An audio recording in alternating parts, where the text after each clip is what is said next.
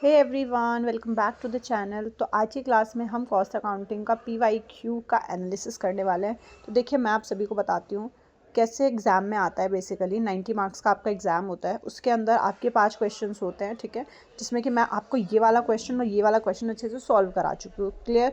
तो ये आपके chapter number, you can say unit number 1 से रिलेटेड है, जो भी है। चैप्टर नंबर 2 कॉस्ट शीट, और आपका चैप्टर नंबर 1 और 2 से ऐसे क्वेश्चंस आते हैं ऑप्शन में 18 मार्क्स के। क्लियर?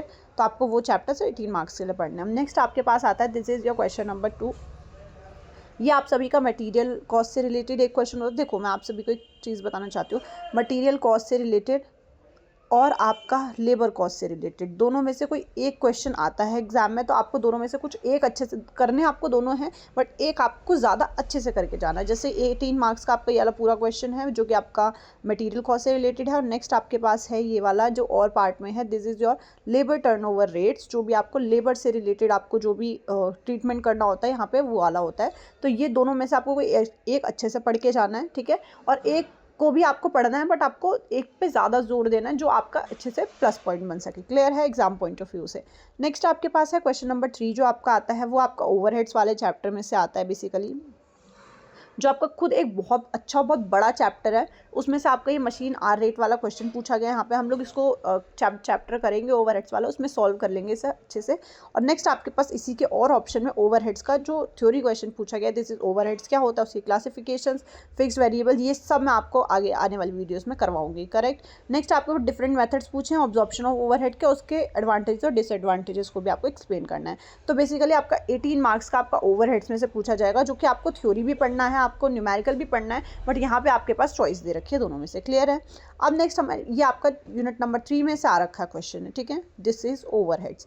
नेक्स्ट आपके पास क्वेश्चन नंबर 4 में आपसे कहता है, क्वेश्चन नंबर 4 आपका यूनिट नंबर 4 से आता है, जिसमें कि आपके 5 कॉस्टिंग के टाइप्स गिवन हैं, ठीक है, जिसमें कि आपका प्रोसेस कॉस्टिंग, आपका process costing, operating costing, wait, process costing है, दूसरा है आपका ऑपरेटिंग कॉस्टिंग, तीसरा है आपका आउटपुट कॉस्टिंग, चौथा है आप लोगों का कॉन्ट्रैक्ट कॉस्टिंग, और फिफ्थ है आप लोगों का जॉब कॉस्टिंग। क्लियर है? तो ये आपके कुछ कॉस्टिंग के मेथड्स हैं, जो कि आपको यूनिट नंबर 4 में दिए हैं। उसमें से आपके पास क्वेश्चंस आते हैं, this is your process account का क्वेश्चन है आपका, जहाँ पे आप लोगों को प्रोसेस अकाउंट बनाना है। मैं आपको आने वाली वीडियोस में बताऊंगी किस तरीके से प्रोसेस अकाउंट बनता है, क्या प्रोसीजर होता है, सारी चीज़ें हम करेंगे यहाँ पे, ठीक है। तो आपका 18 मार्क्स का वो क्वेश्चन आता है, या फिर आपका जॉब कॉस्टिंग में से यहाँ पे आपको ऑप्शन गिवन है कि एक्सप्लेन करो जॉब कॉस्टिंग को, उसके मेथड्स एज अ मेथड, आप मतलब आपको पता है कि जॉब कॉस्टिंग एक मेथड है, तो एज अ मेथड उसको एक्सप्लेन करो और उसको बताओ कि इंडस्ट्रीज़ में कहाँ पे यूज़ होता है जॉब कॉस्टिंग का, एग्जाम्पल के साथ। क्लियर है? तो और उसके बाद आपको कोई क्वेश्चन पूछा गया है कि अपने व्यूज़ दो जस्टिफिकेशन करने में कि इनकम्प्लीट कॉन्ट्रैक्ट को, मतलब कॉन्ट्रैक्ट जॉब कॉस्टिंग से, कॉन्ट्रैक्ट कॉस्टिंग से रिलेटेड है। तो बेसिकली आपके 5 जो कॉस्टिंग मेथड है, उनमें से आपके क्वेश्चन बनते हैं यहाँ पे, ठीक है। नेक्स्ट और लास्ट क्वेश्चन, क्वेश्चन नंबर 5 आपके पास बनता है, जो कि आपका यूनिट नंबर 5 से बनता है, लास्ट यूनिट से, जो कि आपको करना बहुत इंपॉर्टेंट है। करना इन द सेंस कि जैसे कि यहाँ पे क्या है, आपके पास यूनिट नंबर 5 में 2 चैप्टर्स हैं, ठीक है। एक आपका इंटीग्रेशन और नॉन इंटीग्रेशन है, ठीक है। और नेक्स्ट आपका है आपका BRS वाला, मतलब जो आपका वो वाला होता है, रिकंसाइलेशन ऑफ आपका कॉस्ट अकाउंटिंग और फाइनेंशियल अकाउंटिंग वाला। तो ये आपको 2 चैप्टर्स, तो उसमें से आपको कोई एक चैप्टर अच्छे से प्रिपेयर करना है। एक चैप्टर इन द सेंस कि देखो, यहाँ पे बेसिकली आपके पास गिवन है कि ये आपको ये चीज़ें दे रखी हैं और इसके थ्रू आपको रिकंसाइलेशन अकाउंट बनाना है, ये चीज़ें आपको गिवन है। तो ये आपका चैप्टर नंबर 2 है बेसिकली पूरा का पूरा, ठीक है। तो या तो आप चैप्टर नंबर 2 अच्छे से प्रिपेयर कर लो, या फिर चैप्टर नंबर 1 अच्छे से प्रिपेयर कर लो। देखो, चैप्टर नंबर 1 में से आपको गिवन है कि इंटीग्रेटेड अकाउंटिंग क्या है, उसके एडवांटेजेस क्या है, उसके कंट्रोल बताओ, ये बताओ, ये सब। तो ये आपका ओवरऑल चैप्टर नंबर 1 में से रिलेटेड है। तो जो भी चैप्टर आप अच्छे से करो, मतलब इस मेरा कहने का ये मतलब है कि चैप्टर नंबर, इधर चैप्टर नंबर 1 और चैप्टर नंबर वेट और chapter number 2 of unit number 5, आप अच्छे से दोनों में से कुछ भी अच्छे से प्रिपेयर कर लो। बट आपको करने दोनों हैं, बट आपको एग्जाम पॉइंट ऑफ व्यू से कौन सा चैप्टर अच्छे से समझ में आए, वो अच्छे से प्रिपेयर कर लो। क्लियर है? तो ये आपका पूरा का पूरा एनालिसिस है। ये हिंदी वाले बच्चों के लिए, जिनका भी हिंदी में है। देखो, मुझे तो नहीं पता, बट आप लोग एक बार देख सकते हो, जो भी बच्चे हिंदी में, उनके लिए भी आप ये लोग देख सकते हो। वीडियो को पॉज करके मैं आप लोगों के लिए लगा देती हूँ। क्लियर?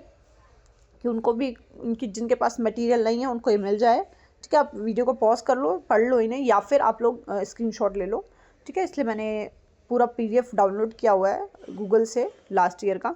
तो ये कुछ इस तरीके से एग्ज़ाम में क्वेश्चंस आते हैं, ये आपको करने हैं, ऐसे क्वेश्चंस आपको करने हैं, ठीक है।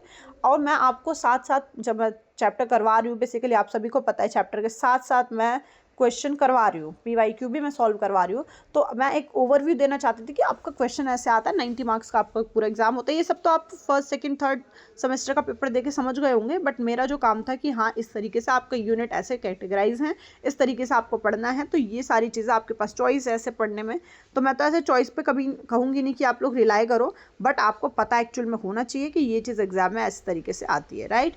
तो ये तो था आपका पूरा previous year question paper of cost accounting. और मेरे पास उसका भी है, इंटरनेशनल बिजनेस एंटरप्रेन्योरशिप का। तो अगर आप लोगों के लिए ये यूज़फुल हो तो प्लीज़ आप मुझे कमेंट करके बता सकते हैं कि yes we want international business PYQ। तो मैं आप सभी के साथ वो भी नेक्स्ट वीडियो में शेयर कर दूंगी। तो मुझे लगता है कि ये बहुत इंपॉर्टेंट होता है कि स्टूडेंट के लिए जानना कि एग्जाम में कैसा क्वेश्चन आता है, एग्जाम में कैसे क्वेश्चन आते हैं हमें उसके, क्योंकि किसी भी तैयारी करने से पहले कहते हैं ना कि PYQ एनालिसिस कर लो, तो आपको एक मोटा मोटा आइडिया हो जाता है कि हाँ ये चीज़ें एग्जाम में आने वाली है। तो कुछ इस तरीके से एग्जाम में क्वेश्चन आते हैं। आई होप आप सभी को अच्छे से क्लियर हुए होंगे। तो वीडियो को लाइक करके वीडियो को शेयर कर दो अपनी सभी फ्रेंड्स के साथ। और नेक्स्ट वीडियो में अगर आप सभी को इंटरनेशनल बिजनेस और एंटरप्रेन्योरशिप का वीडियो चाहिए तो प्लीज़ आप मुझे कमेंट करके बता सकते हैं। Thank you everyone for watching this video. Please like and comment this video.